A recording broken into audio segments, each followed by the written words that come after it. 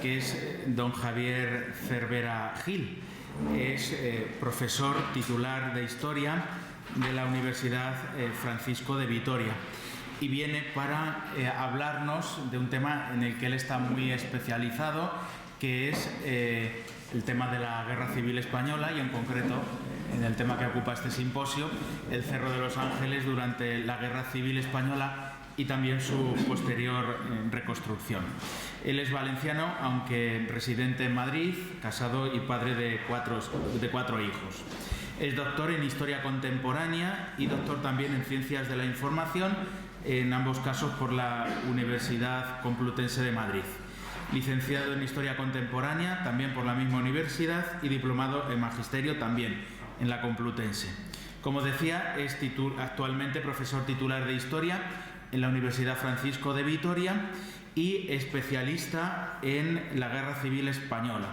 Por eso tiene bastantes libros de relevancia, como Madrid en Guerra, La ciudad clandestina, 1936-1939, que cuenta ya con 2 ediciones.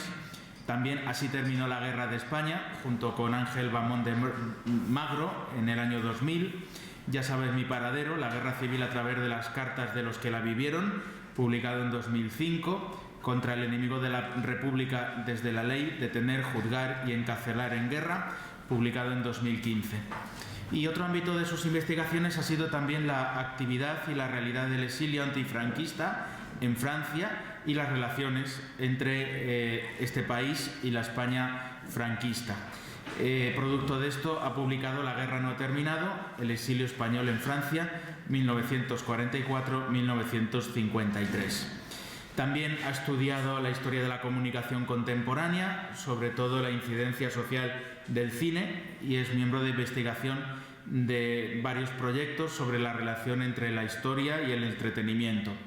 Producto de estas líneas de investigación han sido, además de los libros citados, más de 30 artículos científicos valorados con índices de impacto relevantes, y la participación en congresos y reuniones internacionales de historia, política social y de las mentalidades en Estados Unidos, Inglaterra, Francia, Portugal, Países Bajos, Suecia, Alemania, Finlandia, además de España.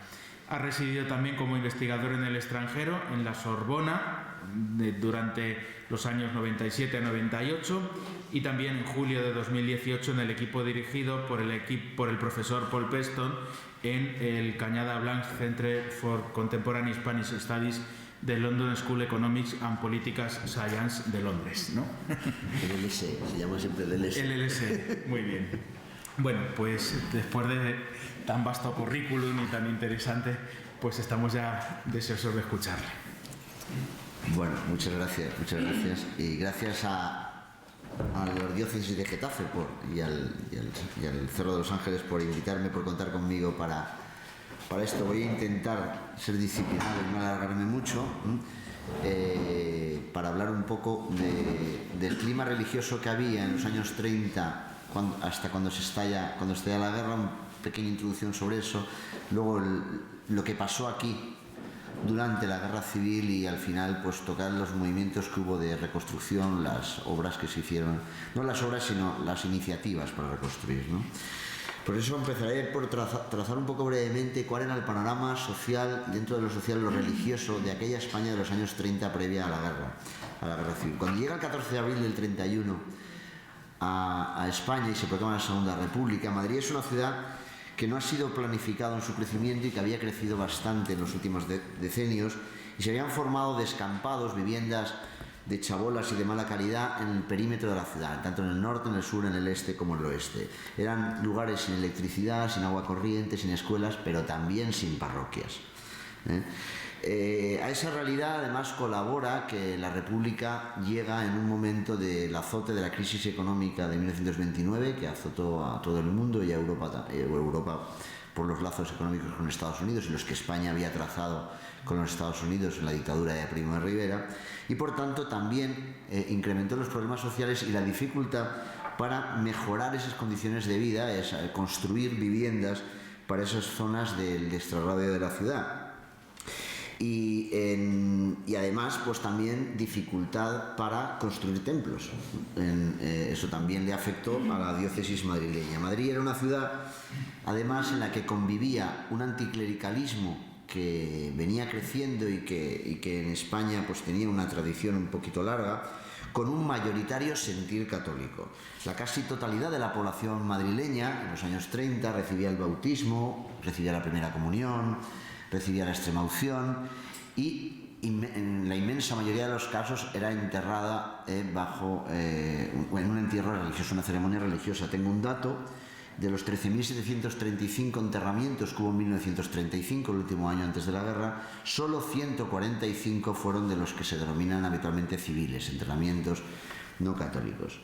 Eso sí, aunque las prácticas cristianas eran mayoría en los habitantes, en la gran parte de ellos el cristianismo no era producto de una reflexión personal, de una acción comprometida y responsable en sus manifestaciones externas, ¿no? En los sectores más populares de la población se carecía en muchos casos de una sólida formación, y en los sectores intelectuales lo que faltaba muchas veces era una reflexión en España sobre cuestiones que planteaba la modernidad y la relación con el hecho religioso, ¿no?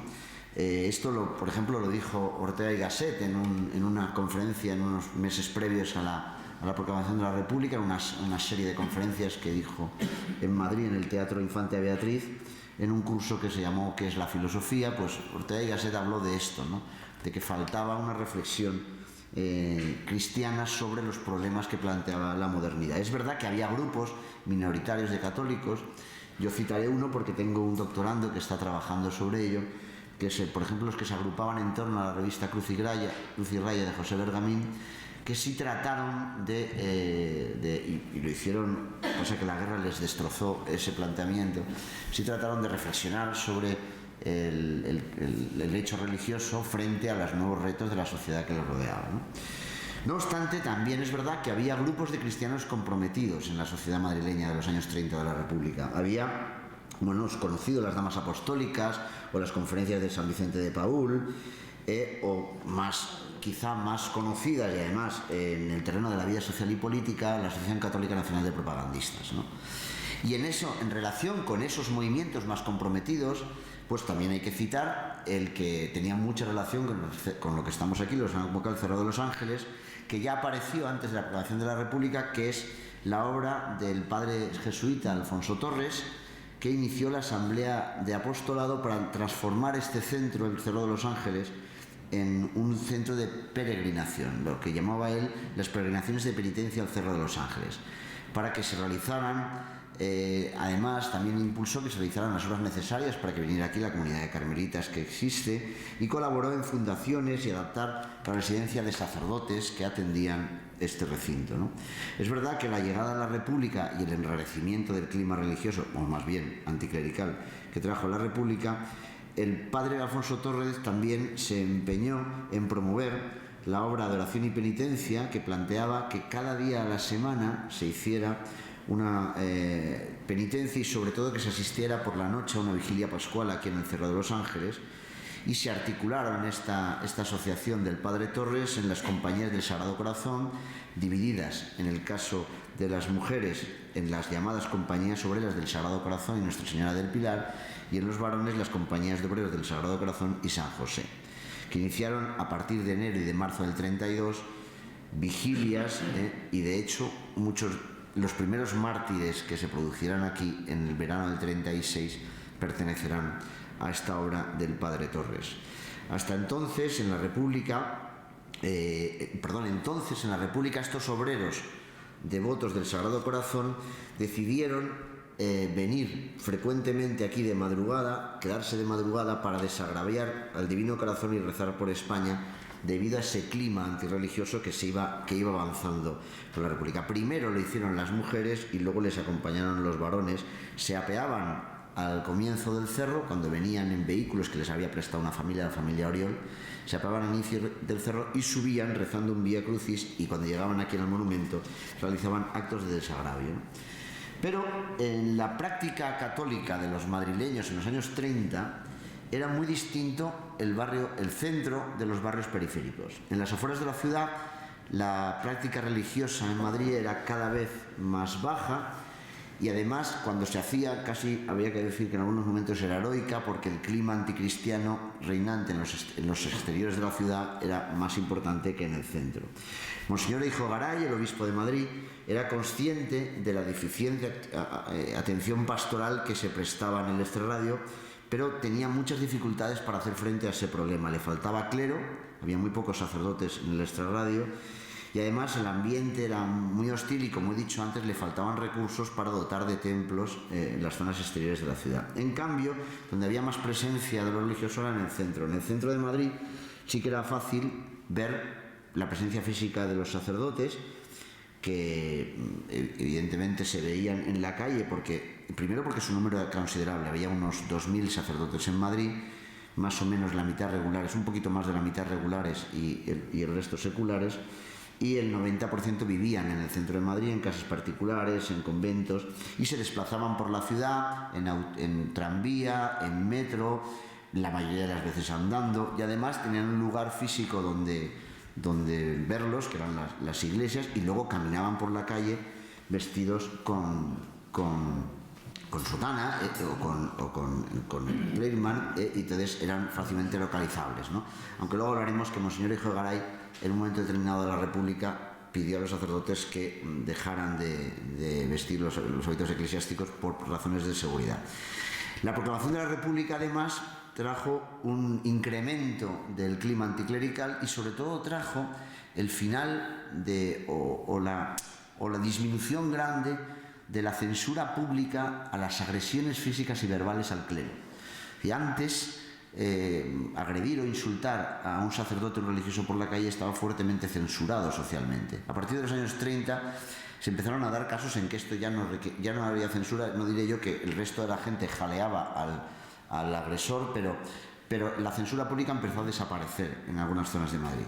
Y además este clima anticlerical se exacerba con 3 episodios del mismo año 31. La quema de conventos del 10-11 de mayo de 1931, la primera convocatoria electoral de las Cortes Constituyentes de la República, que crean unas cortes o que constituyen unas cortes mayoritariamente de izquierdas, y podemos afirmar, sin faltar a la verdad, que en buena parte la izquierda de aquel momento iba unida al anticlericalismo, es decir, izquierda y anticlericalismo es una unión que existía, y la mayor parte de las cortes estaban dominadas por la izquierda. Incluso había 8 sacerdotes diputados en cortes, y había también sacerdotes metidos en la vida política, aunque Monseñor Eijo Garay lo censuraba, pero bueno, no le hicieron mucho caso en muchos casos.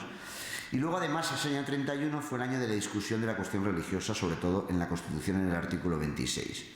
Todo esto hizo que al acabar el año 31 el clima contra lo católico había crecido y las posiciones de los católicos habían empezado a alejarse de la lealtad a la República, que en buena medida muchos habían aceptado, para ver si la situación de España, que era muy mala cuando se proclama la República, mejoraba. Al ver esa hostilidad hacia lo católico, muchos católicos empiezan a abandonar esa, digamos, amistad con la República.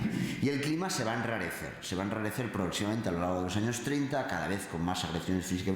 No atentados contra la vida, o sea, no hubo en general atentados contra la vida de los religiosos, pero sí agresiones físicas, desplantes, empujones e insultos verbales, ¿eh? Y ese clima hace que, por ejemplo, esas compañías del Sagrado Corazón, tan vinculadas al Cerro de los Ángeles, empezaron también a padecer esa hostilidad. Poco después de la quema de los conventos del año 31, con motivo de la festividad del Sagrado Corazón en junio, varios decidieron subir al Cerro de los Ángeles, y en ese camino, según cuenta una de las personas, que José Caballero, que ha hecho historia sobre este lugar, él dice que fueron objetos de insultos e incluso de agresiones físicas. Y en esas fechas empezaron a aparecer aquí en el monumento pintadas, emblemas republicanos en tono hostil y a veces incluso en tono blasfemo, ¿no?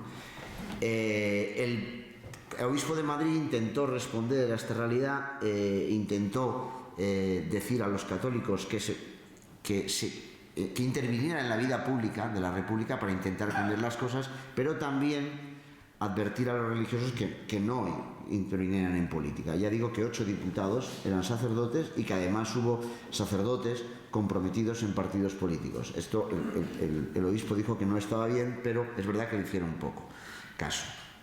Y luego además hay que hablar que en enero del 32 el gobierno de Azaña pues prohíbe la enseñanza católica en los colegios y Monseñor Eijo Garay se ve obligado a intentar dar formación religiosa al margen de los colegios en parroquias, y la cosa era muy compleja porque sobre todo, como digo, en las zonas externas de la capital pues no era fácil atender pastoralmente. Ese es el clima con el que llegamos al año 36.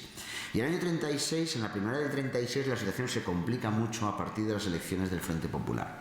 Es conocido, la historiografía lo ha conocido y todos los historiadores coincidimos, en que entre marzo y julio del año 36, en España hay entre 300 y 350 atentados de violencia política. Es decir, en poco más de 4 meses. Es una barbaridad de violencia. La mayor parte a jueces, políticos, militantes de partidos políticos. Y paralelo a ello, se van a producir en esa primavera trágica, esa que los historiadores llamamos la primavera trágica, de marzo a julio de 36, 2 realidades. Por un lado, una radicalización política a partir de las elecciones de febrero del 36. Las elecciones de febrero del 36 es verdad que las ganan las candidaturas del Frente Popular, un hecho que últimamente está controvertido. Hace 2 años salió un libro de Álvarez Tardío y de Roberto Barrios, no se llama, pero ahora no me acuerdo de apellido, de la Universidad Juan Carlos I, sobre las elecciones del Frente Popular, que ponen bastante en cuestión muchos de los resultados. Pero bueno, la victoria en número de escaños es del Frente Popular, pero el país está partido en 2. La mitad ha votado a la derecha, la mitad ha votado a la izquierda, y los partidos de centro, Portela Valladares y Alcalá Zamora básicamente, y los nacionalistas vascos, apenas tienen votos. Pero han sido votados en términos moderados. En la izquierda la gente ha votado más el PSOE que al Partido Comunista, y dentro del PSOE, porque se podía poner en las papeletas los nombres elegidos, se ha votado más a Julián Besteiro que a Francisco Aro Caballero. Y en la derecha pasa 3/4 de lo mismo. Se ha votado más las opciones moderadas que las opciones extremas. Se ha votado más a la CEDA que a Calvo Sotelo. Y más a Calvo Sotelo que a Falange.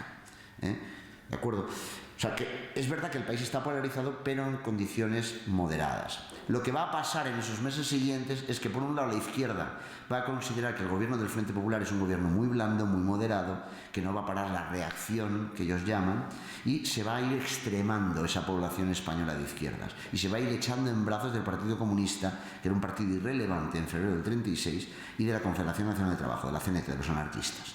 Y en el caso de la derecha, van a ir abandonando ese apoyo a la derecha más moderada, como era la CEDA, e ir inflando las huestes de Falange Española, básicamente, o las Juventudes de Acción Popular, los llamados japistas. Y eso va a incrementar la violencia en la calle. Esa es una realidad. Y la otra realidad es que en marcha, a partir de marzo, se produce la conspiración que va a dar lugar al golpe de Estado de julio del 36.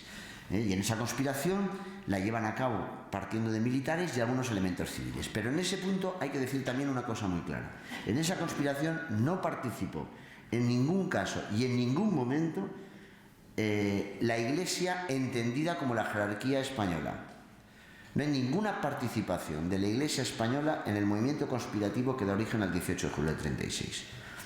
Esto que quede muy claro, porque a veces se han dicho otras cosas. La Iglesia, otra cosa es luego la actitud de la Iglesia a lo largo de la guerra y hablo de la Iglesia impropiamente, en el sentido de que hablo de la Iglesia entendida como la jerarquía, es decir, sobre todo el episcopado español, porque la Iglesia somos todos, pero entiéndaseme en ese sentido. Cosa distinta es que evidentemente en la conspiración había católicos a título personal, como había masones, Cabanellas era masón, que participaron, ¿no? Y esa violencia política es verdad también que afectó a muchos sectores políticos, como he dicho antes, jueces, policías o agentes de vigilancia, guardia civil, militantes de partidos, pero hasta julio de 36 todavía no afectó a los sacerdotes religiosos. Me refiero a violencia mortal, es decir, asesinatos. Esto no llegó todavía, ¿no? Después de los resultados del 17 de febrero del 36, la obra del padre Torres empezó a temer porque la situación se estaba complicando y que el monumento ya empezó, antes del inicio de la guerra, ya empezó a temer que el monumento corría peligro, es decir, que se podía realizar atentados contra el monumento del Cerro de los Ángeles. Y entonces se decidió hacer guardia todas las noches en torno al monumento, e incluso viniendo por la noche en días laborales, y muchos de ellos luego tenían que bajarse a Madrid por la mañana para ir a trabajar, iban sin dormir para trabajar solo por proteger el monumento. A mí me consta, porque lo he visto en el archivo, el caso de un jornalero de 29 años, que hasta sé dónde vivía, en la calle Santa Engracia de Madrid, que pertenecía al Partido Tradicionalista, que se llamaba Domingo Lagrela Lama, que vino habitualmente a hacer esta labor de protección o de guardia del monumento, porque luego en la guerra el pobre hombre fue condenado a 4 años por desafección a la República por un tribunal popular, y la acusación fue acudir al Cerro de los Ángeles. O sea, quiero decir que estas cosas pasaron después en la guerra, con lo cual sabemos que era una de las personas que veían. Y podemos hablar de hasta de 5.000 personas que acudieron en todos esos meses, no a la vez, pero a lo largo de esos meses, para hacer esta labor de protección y de salvaguarda en esa primavera del 36, que se encontraron a veces dificultades, a veces venían y se encontraban con que había alambres cruzados en la carretera, que habían echado tachuelas en la carretera, que a veces les paraban los coches, bien a la salida de Madrid, bien a la llegada a Getafe, y les planteaba problemas llegar aquí, o incluso a veces les cruzaban troncos en la carretera y tenían que dar un rodeo para llegar aquí. O sea, es decir, que también se veía que el clima se iba enrareciendo progresivamente, incluso en torno a este recinto. Pero se habla incluso también en esas fuentes de que llegó a haber hasta caravanas de 25 coches con gente para hacer esos actos de desagravio a la vez que proteger.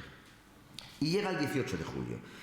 Y el 18 de julio, cuando llega aquí el 18 de julio, que era sábado, los miembros de la Compañía de San José, de la Hora de Oración y Penitencia, estaban de vigilia nocturna en el cerro. Y a la mañana siguiente regresan unos 30 a Madrid, excepto 5 de ellos que se quedan aquí ante lo enrarecido del clima en la ciudad, que llegan noticias el 19 de julio a Madrid de los movimientos en África, de la sublevación, se quedan para defender el monumento.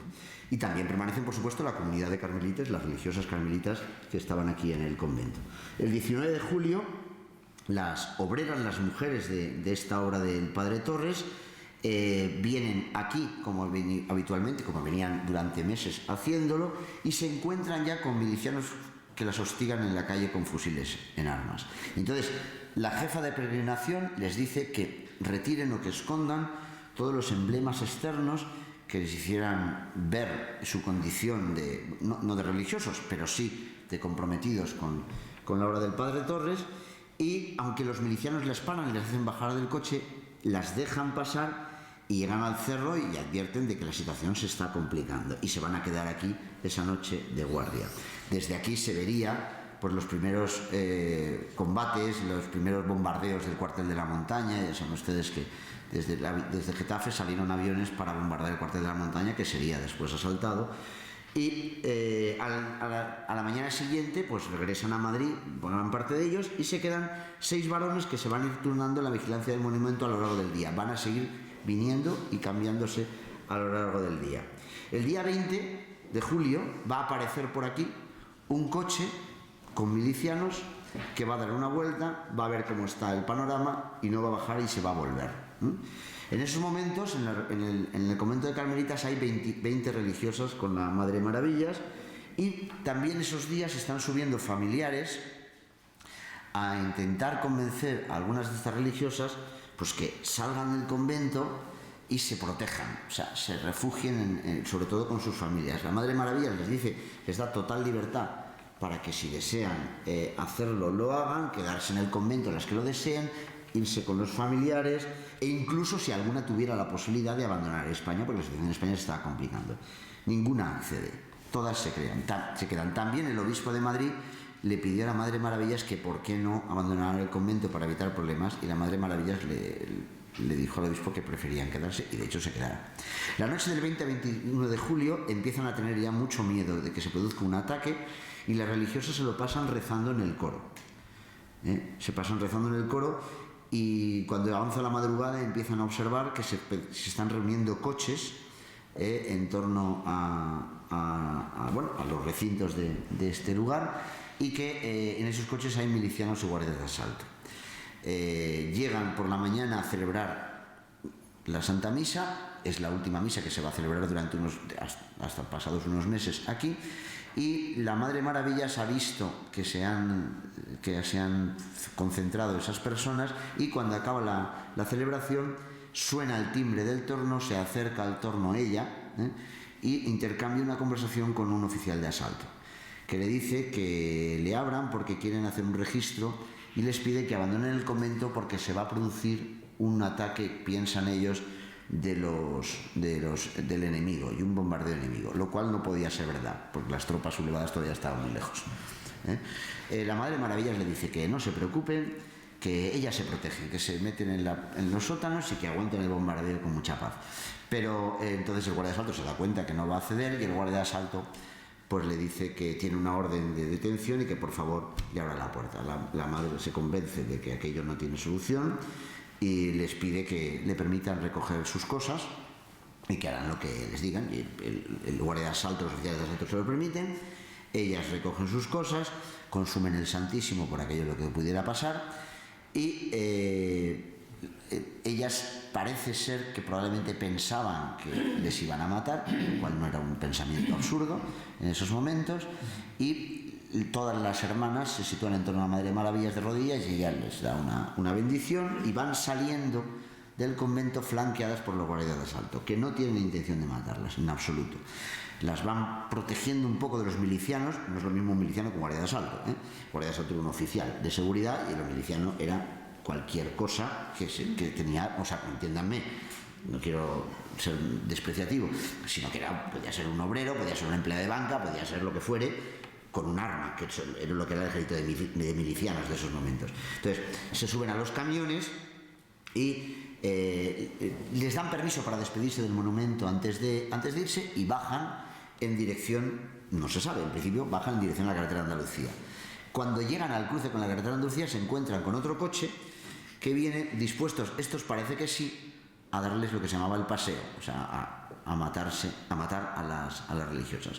Pero los milicianos y los guardias de asalto que venían de Getafe se niegan a entregarle a las religiosas, las salvan de ese peligro y se encaminan a Getafe, en concreto a las Ursulinas de Getafe, que es donde las llevan. Y allí les espera también una multitud que no se sabe muy bien con qué intenciones, por lo que los guardias de asalto se bajan de los camiones y protegen la entrada en las Ursulinas de las monjas para que no les pase nada, y dejan guardias de asalto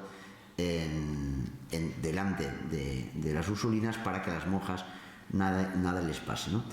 La biografía de Santa María Maravillas dice que hacia finales de julio la madre va al alcalde de Getafe, llamado el Ruso, muy significativamente, porque probablemente fuera comunista, probablemente no, era comunista, y les pide que si pueden, el alcalde les dice que le den las llaves para ocupar el monumento, y la madre le dice que si les dejan por favor ir antes a recoger las cosas porque habían salido precipitadamente el día 21. El alcalde accede. El alcalde, entre comillas, las trató bien, Luego hay otro episodio en que se muestra que las trató bien. Entonces el alcalde le deja, y con un miliciano, la madre con dos hermanas vestidas de seglar, sin los hábitos, suben y recogen las cosas y se marchan y se vuelven a Getafe. Mientras todo esto sucede, ¿qué es lo que está pasando en el cerro? Momentos antes de que aparezcan los guardias de asalto al convento, aquí había 6 obreros de esas compañías del padre Torres, y son avisados por la mujer de uno de ellos, la mujer de Blas Ciarreta, de que han llegado los guardias de asalto y los milicianos, para que se escondan. Y ellos se esconden, o se intentan esconder. Pero uno de ellos, llamado oficial García de Pablo, advierte que le han visto. Y entonces decide no esconderse, hacerse, digamos, público y unirse a los sacerdotes y incluso a las religiosas, que pueden bajar y salir de... Y los otros 5 sí que se quedan escondidos. Entonces, mientras también esto sucede, hay una obrera de las compañías del Corazón de Jesús y el Pilar, que está rezando ante la imagen de la Virgen. Y al rezar, un cabo de asalto que la ve, la escucha, le llama la atención y se acerca. Y en ese momento esos obreros aprovechan para escaparse por una zona trasera y intentar protegerse en la residencia de los capellanes y de la servidumbre, donde van a estar la noche del día 21.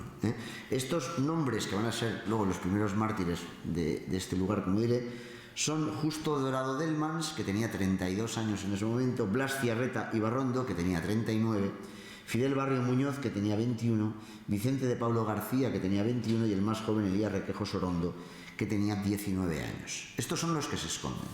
Ellos continúan escondidos en el vientre de los sacerdotes y aprovechan todo el movimiento que hay de los milicianos en la zona del cerro para por detrás esconderse y subir aquí a la ermita de Nuestra Señora de los Ángeles. De aquí se saldrán y se escaparán al pinar cercano, donde tenían enterradas unas armas para protegerse. Entonces desentierran las armas y se acercan a un cortijo, Las Zorreras, que estaba cerca, y preguntan al guarda dónde podrían comer algo. El guarda les dice que pueden ir a Perales del Río. Ahí en este mapa que he puesto tengo un error. Me di cuenta cuando ya lo había hecho, lo había escaneado y sinceramente no tenía tiempo de corregirlo. El Perales que pone abajo se ve un poquito mal, ¿eh? En realidad no es el Perales que está aquí al lado, es Perales de Tajuña. Me confundí al verlo y lo señalé mal, es otro Perales, ¿eh? Pero el Perales del Río, que está aquí cerca, se acercan y allí es donde estaban la mujer y los hijos de este guarda, y ellos se acercan, primero 3 de ellos, para intentar pedir algo de comida, para lo cual les dan a la mujer estas 12 pesetas. Pero esta mujer lo que hace es que le da la comida, ellos se ponen a comer y al ir a comer se santiguan. Y en ese momento la mujer le dice a su hijo que salga corriendo, que vaya a buscar a los milicianos porque tienen 5 curas allí. Entonces el chaval se va, sale corriendo, se topa con una camioneta con un grupo de milicianos y les dice que su madre tiene 5 curas con ella y que vayan. Ellos hacen una cosa y van inmediatamente. Y efectivamente acuden a la casa del guarda, y cuando llegan se encuentran a estos 5 jóvenes, o no tan jóvenes, algunos sean treintañeros, y les piden la documentación. Al registrarles les juran unas medallas religiosas y entonces los milicianos le dicen que son curas. Ellos niegan que son curas, porque además dicen verdad, ¿no? Les dicen que son frailes, entonces niegan que son frailes, y entonces les dicen: no nos neguéis esto porque os hemos visto santiguar. Los milicianos no conciben que, mire, es que es una costumbre. O sea, nosotros antes de comer pues bendecimos la mesa y nos santiguamos. Entonces, pues esto es la razón. No somos curas ni frailes. Entonces, bueno, ellos dicen, los sacan y se dan cuenta que los van a matar, y el que hace de cabecilla de ellos, que es Justo Dorado, se arrodilla, pone los brazos en cruz y grita: viva Cristo Rey. En ese momento los milicianos intentan bajar los brazos, se resiste, se produce un enfrentamiento y se disparan. Claro, disparan los que tienen armas, que son, en este caso no ellos, sino que las armas los tienen los milicianos, y matan a los 5, que son los primeros 5 mártires Y luego hacen una cosa que era muy habitual en los milicianos: dejan una especie de papel como sentencia de por qué los han matado. Entonces el papel dice, según dice Caballero en su libro: por él, refiriéndose al Sagrado Corazón, les asesinamos. O sea, que era una terrible costumbre en los asesinatos en Madrid, dejar la razón por la que se cargaban a la persona. Ellos se van a quedar, sus cuerpos se van a quedar allí, y luego ya se los llevarán a una fosa común del cementerio, y luego ya los subirán aquí, que es donde están enterrados, ¿no? A lo largo de todos estos días, la represión que se hace en esta zona, pues asesina a 2 capellanes y a 50 obreros varones y 26 obreras. Esto es, digamos, el martirologio de esta zona del Cerro de los Ángeles, ¿no? En diversas circunstancias. Y llegamos al 28 de julio, que es el día del conocido fusilamiento de la imagen. Ese día suben unos milicianos, un grupo de milicianos armados, bueno, los milicianos siempre eran armados, y a la voz de un miliciano forman un piquete, y el piquete tirotea el monumento del Sagrado Corazón. Se cuentan más de 20 impactos de bala, ninguno le da en el corazón. Pasan 3 días y el día 31 comienzan los intentos de destrucción del monumento, porque son varios intentos. El día 31 llega aquí una caravana de coches, que hay unas 50 personas, empiezan a distribuirse en torno al monumento. De repente, cuando ya se han distribuido todos en torno al monumento, se alejan, es decir, han puesto cargas explosivas, encienden las cargas explosivas, se produce una enorme explosión, eran las 3 de la tarde, pero el monumento sigue en pie. Solo se logran destrucciones parciales, deterioros parciales. Los agresores se enfadan mucho empiezan a golpear y destruyen algunas partes de los grupos escultóricos. Y parece ser que ese día también hubo otro fusilamiento, en este caso dirigido por una señora, por una miliciana, ¿vale? Este no está tan constatado, ¿eh? Hay algunas fuentes que dicen que hubo otro, hay otros que no lo recogen. Bueno, pero pudo haber otro perfectamente. Esa noticia del fracaso de la destrucción del movimiento llega a Madrid y llega a oídos de unos mineros asturianos que habían venido a la defensa de Madrid. Eran mineros, eran dinamiteros, y el 1 de agosto suben aquí y preparan una explosión mayor que efectúan, y tampoco cae el monumento. El miliciano que está vigilando, porque hay un monumento, pues que dice que ya lo han intentado, y se bajan. El 5 de agosto, 4 días después, suben de nuevo un gran número de coches con hombres y mujeres que saquean de nuevo otra vez todo e intentan por tercera vez destruir el monumento. Tampoco lo logran. Tercer intento, fracasado. El día siguiente, el día 6, estamos en agosto, aparecen de nuevo varios coches y un camión que llevaba un tractor, un potente tractor. Y además llevaban lo que en unas fuentes dicen que es un cable de acero, otros dicen que es una soga. Yo me inclino más por la segunda opción, por lo que pasó. Pasan ese cable o esa soga alrededor del cuello del monumento, lo amarran al potente tractor, tiran de él con toda la potencia que tuviera el tractor, y lo que hace es que se rompe la soga. Por eso creo que es una soga, no un cable de acero. Y además el tractor está a punto de tener un grave accidente, pero claro, sale disparado en cuanto pierde lo que le resistía, ¿no? Lo que le aguantaba. Y el monumento no cae. Entonces, en la noche del 6 al 7 de agosto, empiezan a subir de nuevo muchos coches, pero ya vienen con perforadoras.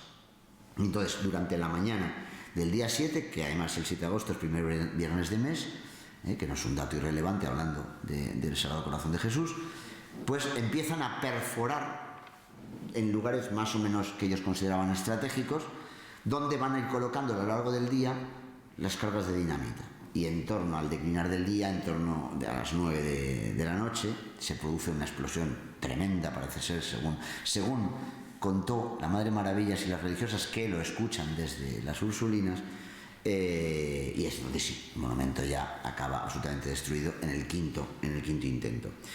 Todo eso rodeado en todos los intentos de improperios, de blasfemias, de maldiciones que los milicianos, en su descreencia, pues pronuncian constantemente, ¿no? Al día siguiente de producirse esto es cuando la Madre Maravillas va al alcalde de Getafe y le pide que si les permiten trasladarse a Madrid, porque temen por su seguridad. El alcalde ya dijo que estaba con buena voluntad porque las monjas se protegieran, digamos, o no hacerles daño, y arregla los papeles y pide a la Dirección General de Seguridad que le envíe un autobús para trasladar a las religiosas. Viene el autobús, se suben las monjas y algunos familiares de ellas, y las monjas consiguen convencerles a los que llevan el autobús de que no les llevan a la Dirección General de Seguridad, y les van a llevar a la calle Claudio de 33, que era la vivienda de la hermana de una de las religiosas, donde es una vivienda del barrio de Salamanca, imagínense ustedes, pues ahí se mete toda la comunidad, que es donde va a tener que vivir durante los siguientes meses de la guerra. Mientras las masas que han destruido el cerro, el monumento del cerro, pues empiezan a llamar a este lugar el Cerro Rojo, que es el nombre que le va a dar el mundo republicano a este ambiente, a este lugar. El cardenal Gomá dijo que eso había sido un sacrilegio sintético, explicaba él, porque era una síntesis lo que se había hecho de la persecución sacrílega a la religión en España. Por un lado, se perseguía a la religión intentando destruir a Jesús, bendiciendo a España, y por otro lado se trataba de destruir la idea de España, protegida porque era la síntesis de contra España y contra la religión, en palabras del cardenal Gomá. Según un ministro de Franco, el año siguiente dijo que aquel acto de destrucción no le sirvió para nada, porque en realidad Jesús, el corazón de Jesús, o la imagen del Sagrado Corazón de Jesús, cayó con los brazos abiertos de acogida y cayó besando la tierra de España. O sea, lo que intentaban ellos, en las manifestaciones públicas, decir que aquello no les iba a servir. No sé si tiene algo de propaganda, pero que aquello no les iba a servir. En cambio, la prensa republicana dijo textualmente que ha sido volado el monumento del Corazón de Jesús que tenían para sus expansiones fascistas los grandes capitalistas, terratenientes y pistoleros a sueldos de la reacción. El Cerro de los Ángeles se encuentra limpio de este estorbo. Esto es textual de un periódico de Madrid. O sea, quiero decir que estas son las reacciones que genera el hecho brutal de la voladura del... Mientras todo esto sucede, en agosto y septiembre, el Cerro de los Ángeles tiene otra, no llamarlo otra función, pero es escenario de otras cosas. Es escenario de los llamados paseos madrileños, es decir, de los asesinatos indiscriminados de personas que son muy numerosos durante los primeros 6 meses de la guerra. Porque se sacaba a la gente de Madrid y se traía a las zonas exteriores de la ciudad, y una de las zonas era la carretera de Andalucía.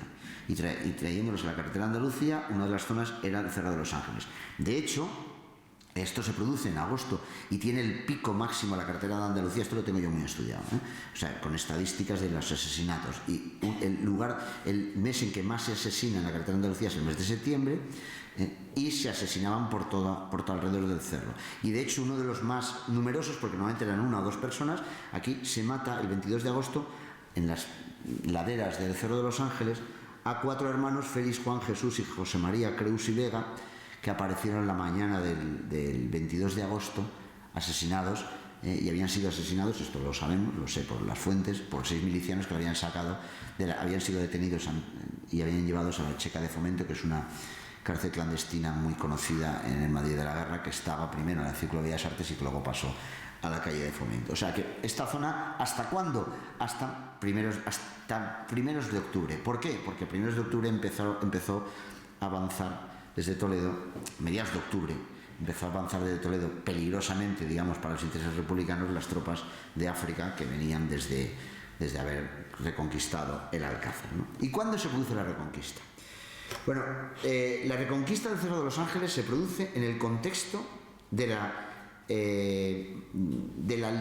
la decisión de Franco de ir al Alcázar de Toledo y no ir directamente a Madrid.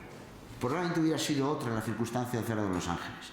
Franco, saben ustedes que decide, cuando llega a Maqueda, desviarse a liberar el Alcázar de Toledo, y luego desde el Alcázar de Toledo pues va a avanzar sobre Madrid a lo largo del mes de octubre. Entonces, en octubre del 36, las tropas de África van avanzando bastante más lento de lo que habían hecho hasta ahora, entre otras razones porque en Seseña se van a encontrar con los primeros carros de combate soviéticos que han llegado a España. Entonces la resistencia cada vez es mayor. Entonces en el 21 han tomado Navalcarnero, pero el 24 vienen desde Toledo, toman Esquivias, toman Seseña el 25, y el 27 de octubre cae Griñón, Torrejón de la Calzada y Torrejón de Velasco, un poquito más al sur y ya dentro de la provincia de Madrid. El avance desde Toledo, como digo, ofrece mucha resistencia, sobre todo a partir de Seseña. Y a pesar de que Largo Caballero acepta una propuesta del general Sebastián Pozas Perea, que intenta retrasar el avance de Madrid trazando 4 líneas defensivas concéntricas, atendiendo sobre todo a nudos de comunicación y aprovechando que los republicanos tenían mejores defensas artilleras y aéreas de los que tenía el ejército de África. Y esas líneas son las que tienen marcadas ahí. Por eso las marqué en un mapa. La que va de Brunete, Móstoles, Fuenlabrada, Cienpozuelos. La segunda, por detrás, o digamos más cerca de Madrid, Brunete, Alcorcón, Leganés, Getafe, Pinto, San Martín de la Vega. La tercera, que es en la que pasa por aquí, por el Cerro de los Ángeles, que es la carretera de Villaviciosa de Odón hasta el Cerro de los Ángeles, pasando por la zona sur de Carabanchel. Y la última, la más cercana a Madrid, que parte desde Campamento, viniendo desde Pozuelo, parte desde Campamento por Carabanchel, Villaverde, y llega hasta la zona de Vallecas. Por tanto, el Cerro de los Ángeles estaba en esa estrategia defensiva, lo cual significaba concentrar tropas para la defensa de la ciudad. Largo Caballero quería que esas defensas resistieran el avance de Madrid, para que diera tiempo a que llegaran a Madrid las brigadas internacionales que habían llegado a España el 20 de octubre y que estaban en periodo de instrucción en Albacete. Las brigadas internacionales, aunque hay otras fuentes que dicen lo contrario, mi opinión es que las brigadas internacionales no llegan a la zona de Madrid hasta el 9 de noviembre a luchar. La primera defensa de Madrid no la hacen las brigadas internacionales, no les da tiempo a llegar.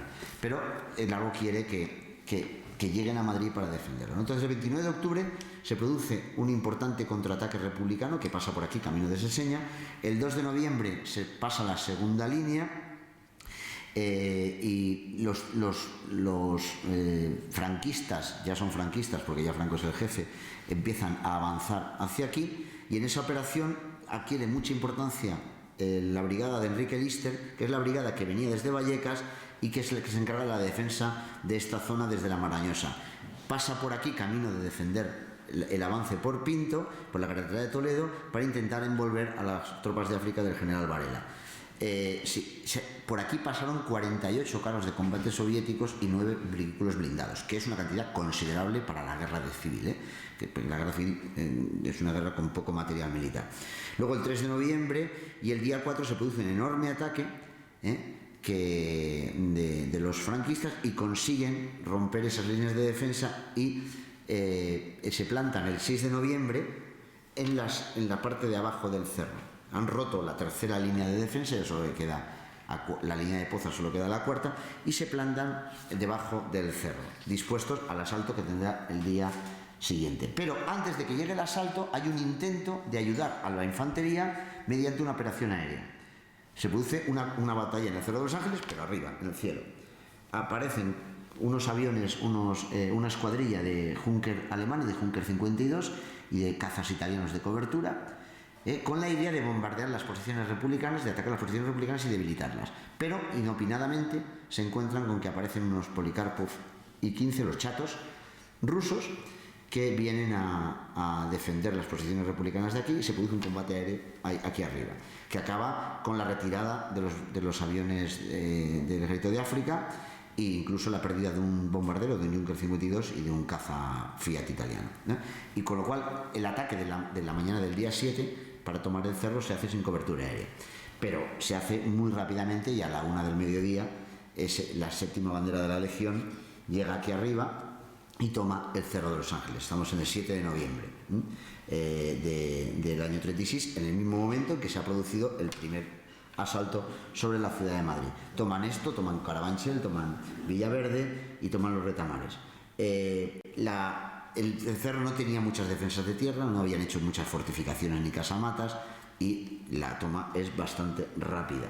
Uno de los requetés que participa en la toma del Cerro de los Ángeles escribe a su madre el 9 de noviembre y le dice que cuando llegaron, después de comer, el día 8 llegaron, se instalaron, y el día 8 después de comer empezaron a recoger, dice en su carta, trozos del monumento por los suelos. Quiere decirse que en 3 meses nadie había recogido nada, o sea, tal como se había caído el monumento, permaneció durante 3 meses. Y ellos empiezan a recoger, dice este hombre, probablemente joven, a su madre, empezaron a recoger los trozos y hallaron el corazón de Jesús y lo colocaron en una mesa, y le colocaron flores alrededor y banderas, y empezaron a hacer un acto a rezar alrededor y hacer un acto de desagravio por el ataque contra el corazón de Jesús, ¿no?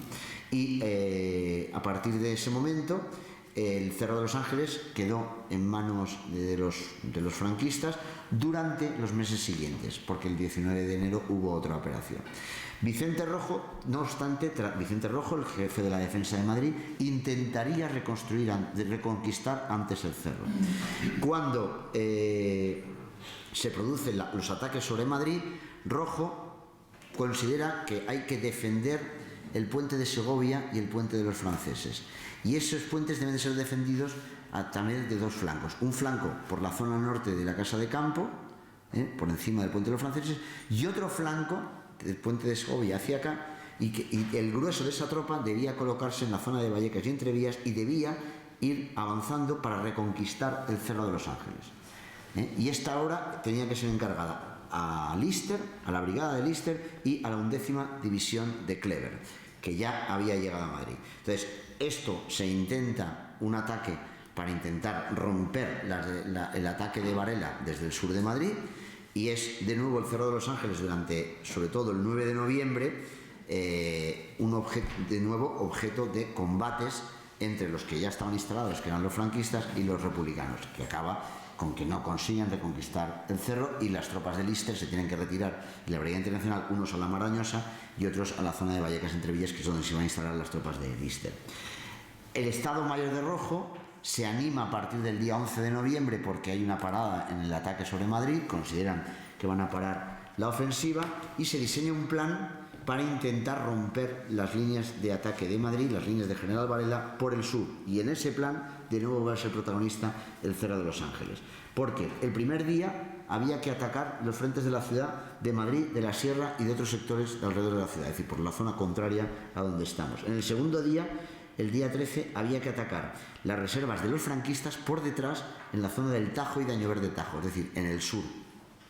Y de ahí subir por Valdemoro para llegar aquí y reconquistar el Cerro de los Ángeles y hacerse con esta posición. Y desde aquí poder cortar la carretera de Toledo. Se trataba de frenar la ofensiva sobre la ciudad de Madrid. Y el cuarto día, luego se continuaría por Madrid hacia Guadarrama y el cuarto día sería desde las fuerzas del sur, que estarían ya desde el Cerro de los Ángeles dominado, reconquistar la ciudad de Toledo. Este fue el plan, llevados por la euforia de que habían detenido el ataque sobre Madrid el día 11, que es verdad que hay un freno del ataque a Madrid el día 11, y que tenía que hacerse el 12, 13, 14 de noviembre. El plan nunca se llevó a efecto porque los italianos de la brigada Garibaldi, que eran los encargados de tomar el cerro, fracasaron y se tuvieron que retirar. Luego Posteguillo apunta que hubo también un ataque de las brigadas internacionales, pero esto yo no lo he visto en ninguna otra fuente. Yo le dejo ahí que parece ser que días después hubo un intento en las brigadas internacionales de volver a conquistar el cerro.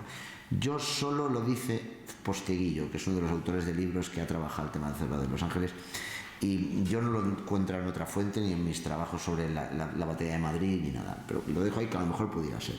Entonces ya nos tenemos que ir a diciembre del 36. Y diciembre del 36 que se va a preparar en la reconquista, aunque sea momentánea, del Cerro de los Ángeles por parte de los republicanos. En diciembre del 36, se van a producir la batalla de la carretera de La Coruña. Cuando Franco no consigue entrar en Madrid, lo que va a intentar es cortar los accesos a Madrid de alguna manera para asfixiar la ciudad. Y en ese contexto, en diciembre se produce lo que se llama la batalla de la carretera de La Coruña, un intento de cortar desde la zona de Pozuelo y Majadahonda, si ustedes conocen mi universidad, donde está mi universidad, en la Francisco de Vitoria, pues ir en dirección oeste-norte para cortar la carretera de La Coruña y la carretera de Colmenar e incluso la carretera de Burgos. Y por tanto cortar la comunicación de Madrid con la Sierra y así dejar sin suministros a los que estaban defendiendo en la Sierra Madrid, la vertiente sur, que eran los republicanos, y por tanto que las tropas de Mola pudieran por fin cruzar la Sierra y avanzar sobre Madrid. Bueno, esto era la idea. La idea no se cumplió. Pero la batalla de la carretera de La Coruña tuvo lugar en diciembre. Y a partir de la carretera de fracasada la intentona franquista y por tanto éxito republicano, tropas se desvían a la zona de Líster y se anima a Líster a que intente un ataque sobre el Cerro de los Ángeles. Líster recibe más tropas, divide su brigada en dos partes, una dirigida por un capitán y un comandante, no me voy a extender en ello, y en enero del 37, unas semanas después, Miaja, que estaba a cargo de la defensa de Madrid, recibe un servicio de información del teniente coronel Matallana, que era de la segunda sección, de información, espionaje, para entendernos, de su ejército, en el que le dice que hay movimientos anormales y sospechosos en los franquistas en torno a Getafe, Pinto, Leganés, Valdemoro y toda esta zona de aquí, del Cerro de los Ángeles. Y que teme que hagan una enorme ofensiva en ese momento, que rompa las líneas y por la que puedan entrar en Madrid y cortar las comunicaciones. Y cortar la defensa, y acabar con la defensa de Madrid. Entonces él plantea una ofensiva que corte esa posibilidad y que corte las comunicaciones. Esa va a ser la ofensiva que será en febrero la batalla del Jarama. Tras discusiones entre Miajas, Pozas, Martínez Monge, el propio Rojo, que son muy largas de contar, Miaja propone que se hagan dos acciones violentas para disuadir a los franquistas de que intenten esa nueva ofensiva sobre Madrid y que se haga sobre los flancos del ejército de Varela. Una tiene que ser en dirección al sector de Torrelodones, por la zona noreste de la ciudad, y la otra tiene que ser en dirección a las carreteras de Andalucía y Toledo, con el centro en el Cerro de los Ángeles. Entonces, Miaja consigue reunir tropas y armamento y el día 17 pone en marcha esa operación, el día 17 de enero pone en marcha esa operación para intentar tomar el Cerro de los Ángeles. En ese momento en el Cerro de los Ángeles hay un batallón que manda un comandante, había mucha tranquilidad desde noviembre y se produce una deserción la noche del 18 de enero de un oficial franquista que abandona y se va a las líneas republicanas. Miaja pone en marcha la noche del 18 el plan. Líster se presenta, Enrique Líster, en Vallecas para arengar a las tropas. y ese desertor actuará de guía a las brigadas de Lister para intentar avanzar sobre el Cerro de los Ángeles. Llegan por la noche al primer edificio, a la hospedería, y mientras esa madrugada el cerro es bombardeado. Allí se enfrentan un centinela y un oficial que acude ante ver el lío que se ha montado, a ver que hay movimiento, y cortan el teléfono de campaña, pero un requete consigue llegar a la radio que está en la parte superior del edificio y consigue comunicar por radio al cuartel general del coronel Rada, que es el que tiene las tropas en Getafe, para decirles que están siendo atacados. Y Rada ha preparado 2 agrupaciones de reserva, una de las tropas regulares y otra de requetes, para intentar acudir en defensa del cerro. No obstante, la sorpresa hace que los republicanos, el día 19 por la mañana, conquisten el cerro, detengan al comandante José María Belda López, a oficiales y a 87 soldados, y a las 11:30 de la mañana el éxito es completo, y eso anima a Pozas a cursar una orden, que es importante destacar esta orden, para, dice textualmente, explotar la situación favorable creada por la ocupación del Cerro de los Ángeles, cosa que hasta aquí es cierta. Ojo, Pozas no le llama Cerro Rojo, que también es curioso, habla un poquito de la manera de pensar de Pozas, Y ella se dispone que se mantengan una serie de batallones, 2 batallones aquí, dirigidos por Lister, otro en la carretera de Andalucía, otro en Perales, una serie de tropas, y que enlacen la Marañosa, no voy a darles todos los datos de las tropas porque es un poco prolijo y no tiene mucho sentido, hasta conectarla con las tropas de Lister en el Cerro de los Ángeles, y establecer así una línea de defensa y llevar aquí la 12 Brigada Internacional. Y así aprovechamos el éxito del cerro y quedar como eje para que sirva para defender todo el sur de Madrid. Este plan fracasó. Los franquistas mantuvieron gente dentro del cerro resistiendo, y al final, con las fuerzas que envió Rada, consiguen en unas pocas horas reconquistar el cerro, y recuperar el Cerro de los Ángeles y ya está, ¿no? Pero luego, bueno, y una de las cosas que pasa es que el oficial José María Belda López se cambia de bando. Durante el cautiverio le vienen a convencer y se pasó al bando republicano e hizo la guerra con el bando republicano. Pero los movimientos de Pozas no se llevaron a cabo y el cerro fue reconquistado. Pero luego Lister, a pesar del fracaso, sería nombrado días después, muy pocos días después, comandante de la segunda división. Porque Lister siempre mantendría que lo del Cerro de los Ángeles no era un intento de operación para hacerlo, sino era simplemente una escaramuza para mantener a los franquistas pendientes y evitar que siguieran presionando a Madrid. La orden de Pozas le desmiente. Claro que era una operación y claro que intentaban tomar el cerro, para intentar romper la defensa de Madrid por el sur.